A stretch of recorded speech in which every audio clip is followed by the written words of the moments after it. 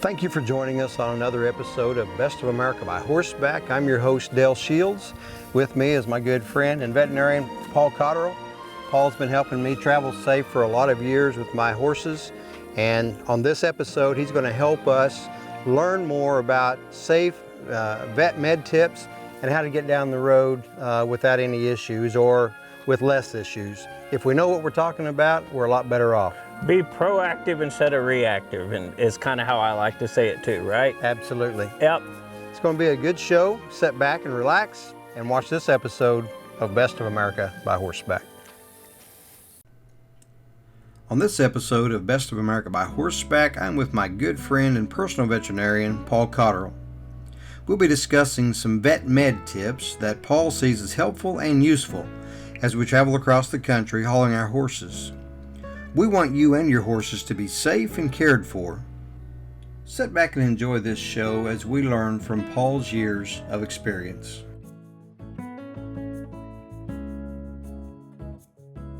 Welcome back to another episode of Best of America by Horseback. You know, over the years we've traveled a lot of miles, pulling our horses, going to different locations, the riding events that we've been doing, and we've been pretty fortunate in being safe, not having too many issues, but the reason for that is we've tried to be informed. On this show, Paul Cotterill is going to be helping us understand more about what it takes to travel down the road safely with our horses, what it takes to be prepared paper-wise, health-wise, right, trailer-wise, and so we just want to, on this show, help understand what it is that we're doing as we're traveling down the road. So Paul, as we're getting into this, tell us a little bit about some of those legal things and getting started with traveling with horses. First, thanks for having me along. It's been a good journey, hasn't it? And today, you know, as we become a more mobile society, that's both a great thing, and then it proposes some more challenges.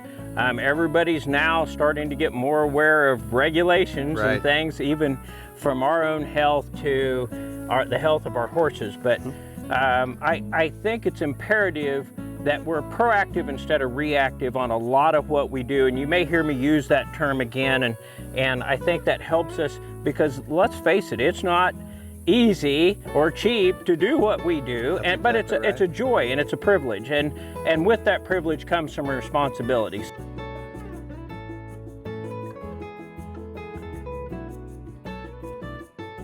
I think we've all been aware that there are things like the Coggins test or the test for equine infectious anemia, right? That's what a Coggins test is. It just happened to be named after Dr. Coggins.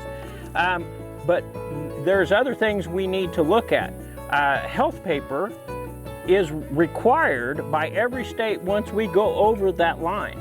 And I hear it time and time again, I don't ever get them checked. Well, that's not always the case. I can tell you those that have been checked, but I think we're not only trying to keep from causing ourselves a legal type issue. I think what we're doing is making a safer, healthier equine event or equine experience, aren't we? That's the main point. And along with that is we keep you in the legal, the right way.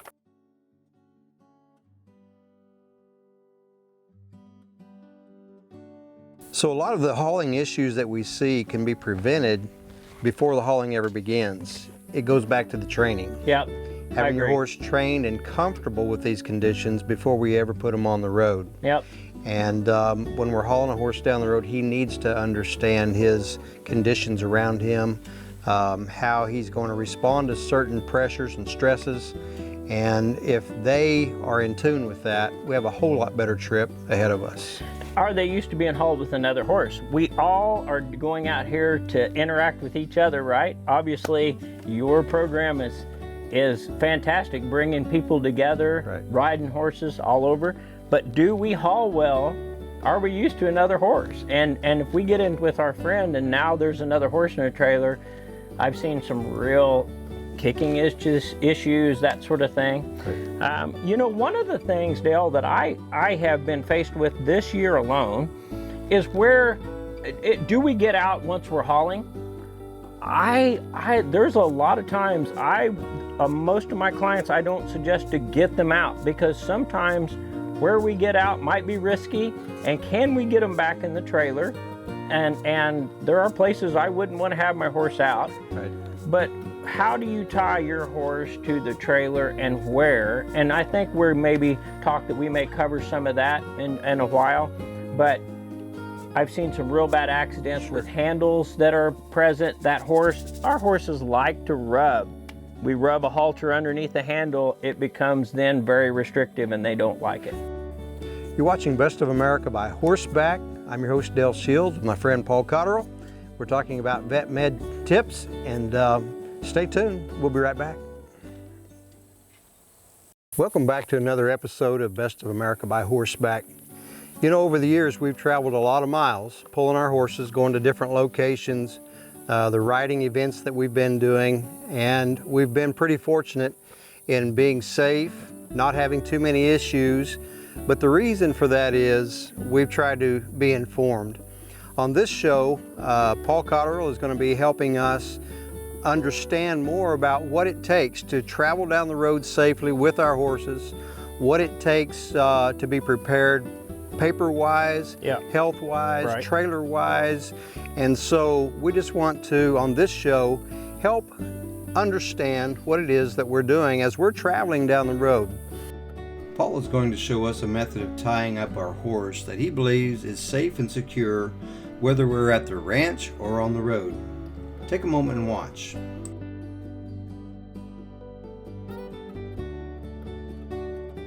So we're talking a little bit about how to tie your horse. Yep. There's a lot of different ways. We've seen all kinds of ways. Right. But there's some ways that are better than others. Yep. And you have some ties that you think work well. Uh-huh. And so we want to visit about those. Right. So I do see some ties that I've seen some clients get in a wreck with. I've seen some ties that have allowed that horse to get it tight where they either had to cut the rope or otherwise. And this is one simple that I'll show you in a moment that we tie that allows you to maybe not ever get to that place and maybe gives you some safety for your horse, your partner, or yourself. But as important as what we tie, how we tie the horse, I think is where we tie in reference to the horse beside us. Do we get along? Because I've sure had some wrecks with them not getting along and kicking, and horses are horses. They are. And then what we tie to, and from a chiropractor standpoint, which I happen to do a little of that too, you know how that horse is tied so maybe he doesn't hurt his head, doesn't hurt his neck. Okay. And I'm a big proponent, let's always tie above or a level with or above the wither. And that way when this horse sets back, he can't get that pull from a low tie, and it's not up so high that you can't get it done. So, you know, level with or above the wither. And so something like this, it's clear of things. If we jump up into, we're hitting a round pipe, hopefully. Sure. Or things we can't hook on. You can see back in the day, we put some nice horseshoes on here as something to tie to. What I saw is a couple injuries where the horse would get to fiddling their jaw underneath there and then get scared and pull back and actually avulse or take those teeth back. Kind of some of those things. But this would be a little low for me for this horse. Mm-hmm. You know, pony maybe, but this would be where I would tie to, and it's nice, it's solid, it's not going to come off. I think it's a good place to tie. This is kind of how I like to tie, and take it for what you will, do it or not. But so I like to get up, get your horse at a comfortable level where his head is resting, but then let's go over the pipe, and then let's go around the rope, okay? Let's come back over the pipe, and then let's go around the rope, and that makes a hole, and the rabbit ear always comes out the hole first. So we pull that, and what that does is it allows us to pull the tail and release ourselves, okay? So to explain this one more time, go around the pipe, around the rope, okay? Around the pipe. And this time we're going to go around the rope, and the rabbit ear always comes out from the hole. So here it is exiting the hole. Now we have a way to quickly release, or if your horse is the type to play with the rope, we can pull it through and then he can't release himself. But if he's pulled back and got that very, very tight, this won't get tight ever. Try it so you're not fumbling with it once it's at that point of being, you know, you need it. Sure, absolutely. Tying up is important in the trailer, on the side of the trailer. If you're getting the horse out somewhere for whatever reason, having a good safe tie makes a big difference. What we tie to, you know, I've got some rings on the side of that trailer over there that are aluminum.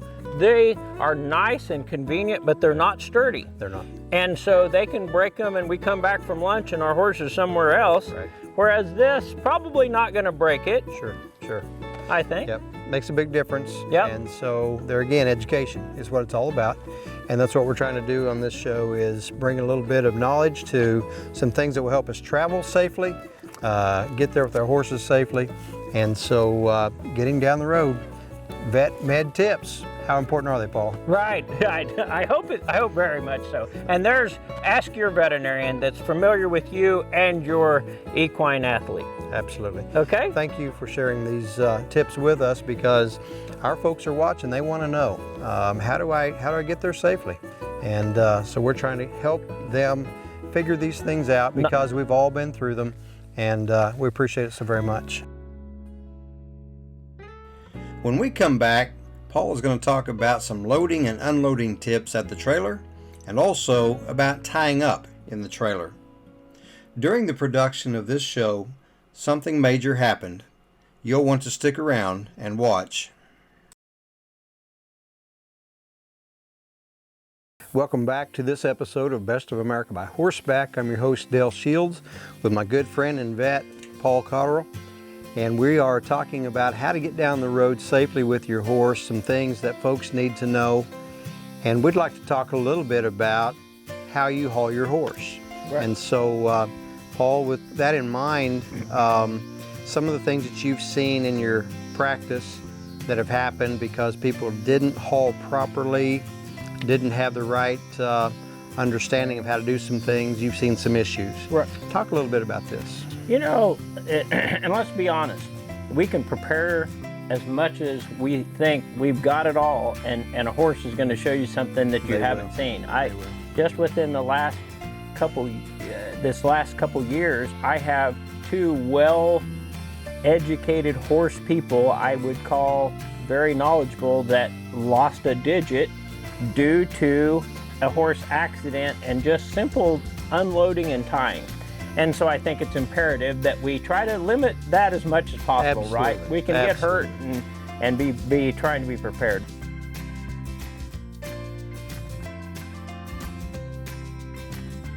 Hauling is a stressful type of thing, but how we haul, do we haul with protective gear on our horse from everything like a head bonnet? Do we haul with maybe some leg protection? Some foot protection? They make some great sport boots and stuff now that I have several clients that they actually affix those. Gives the horse some cushion. It gives the horse some traction. So I'm not totally opposed to those. There are some of those that that don't fit well, and I think that can cause a problem too. I want to say, first of all, this isn't all inclusive of what my thoughts are. There's other things out there. Always ask your veterinarian, you know, as to what his or her thoughts are. But sure. And then some of the things that I've seen that I think we can prevent is in accidents is, do we tie in the trailer when we get up in there? A lot of these really nice trailers, and you've got the epitome of a really nice trailer, are slants, but it's really a dangerous way to get a horse up and maybe untie. That's the incident where I was talking. They reached up at that horse's head. That horse was reactive instead of just responsive, and they suffered the consequence for it. But I am a proponent of let's tie the horse when we're traveling. So it can move its head comfortably, but it can't get its head way down. It can't get its head to the side to maybe interfere with another horse. And I think that prevents the animal from becoming unbalanced. Now, that's my opinion. I think there are those individuals, and maybe your horse is one, that doesn't tie well. And so if we have that type of horse, maybe that isn't the situation where we do tie them. We might cause ourselves a little problem. Some horses are a little more claustrophobic, and when they feel like they're tied up within the confines of the trailer, they become a little more stressed. And if you're in there with them, then you have problems. Yep, they are bigger than us. They are. You know, I'm quickly go back to this deal of how we load and how we unload. I'm a big proponent of let's send them in, let them get in, teach them to move away from us, be that responsive, not reactive, and we can send them over to where we want. But coming out of the trailer, I've seen some really bad accidents where they're either still hooked and they're able to come out of that trailer and then go underneath, or come out of that trailer so hard their footing's bad. Right. Loading and unloading our horses can be dangerous and difficult. Paul shows us some tips that helps us to simplify and perhaps make this process safer for us. I know we can't prevent every problem, but we can limit maybe the extent of that problem, and we can sure reduce the amount of problems we have. I think it's good that your horse is very comfortable with you touching everything. It seems very remedial, but I think that's part of how we make sure our horse is comfortable going and he is responsive and not reactive, right? I'd like to send this horse in and ask him to assume a position in the trailer that I'd like him to haul. So I point, I allow him to advance into the trailer. I then ask him to scoot over in the trailer just by looking at his hip, and he waits for me to then come up and address him.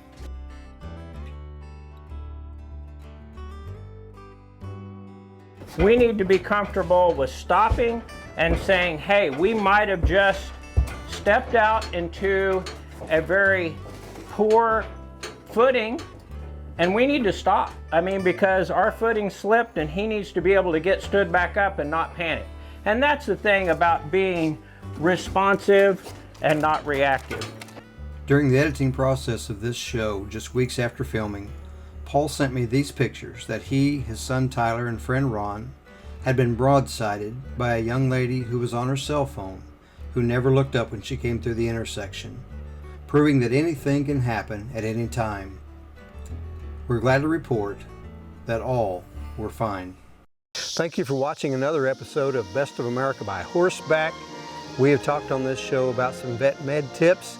My friend Paul Cotterill has helped us learn a lot of things about tying a horse, about things you need when you're traveling down the road, safety tips on getting in and out of the trailer, and health papers and coggins and all of those things that we all face as we travel down the road. It's a lot of fun to get to do what we do. Exactly, privilege. But doing it the best we can makes the whole trip a lot better. Yep. Paul, I can't thank you enough for helping us and sharing your knowledge with all of us. So thank you for this. Great program you have. I'm glad to be a part of it. Well, we appreciate that. Glad to have you on, and thank you for all the years of service that you have helped us get up and down the road safely. It's been a privilege. I hope you all have fun with your endeavors. You're watching Best of America by Horseback. If you'd like to ride with us, you can call us at 620-433-1819. Or look at our website at www.bestofamericabyhorseback.com. Keep up with us on our Facebook page. We got a lot of fun things coming down the road, and we'd like to see you there. Until then, I'm Dale Shields, and always ride the high trail.